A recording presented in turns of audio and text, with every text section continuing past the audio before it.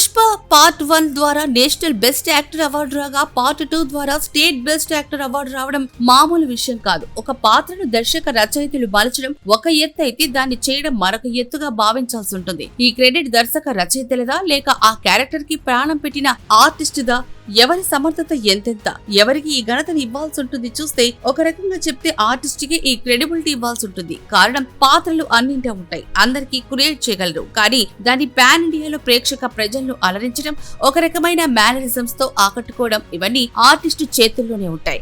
పుష్ప 2 పాత్ర అయితే ఏకంగా డైలాగ్ డెలివరీ కూడా సరిగా ఉండదు. నోట్లు తంబాకు పెట్టుకుని నత్తిగా డైలాగ్ చెప్పడం అనేది ఇందులో కనిపిస్తుంది. దీంతో ఈ పాత్రను మరింత కష్టతరం చేశారు దర్శక రచయితలు. దీంతో చెప్పేదే ఉంది, ఈ పాత్ర పోషణ మరింత కటువుగా మారిన దాన్ని కూడా ఒక ఛాలెంజింగ్ గా తీసుకున్న నటుడు అల్లు అర్జున్ దీన్ని బేష్ అనిపించాడు. ఇక్కడ మరో సబ్జెక్ట్ ఏంటంటే ఇలాంటి స్మగ్లర్ క్యారెక్టర్స్ కి గద్దర్ లాంటి ప్రజా వాగ్గేయకారుడు విప్లవకారుడు పేరిట ఇవ్వడం ఏమిటి? ఇక్కడ సబ్జెక్ట్ గద్దర్కి ఆ పాత్రకి ఉన్న పోలిక కాదు, అంతటి కష్టతరమైన పాత్రను ఒక నటుడిగా అతడు ఎలా చేశాడు అన్నది కీలకం. దీంతో ఈ దృష్టికోణంలో మనం అలా చూడాల్సి ఉంటుందని చెప్పాలి.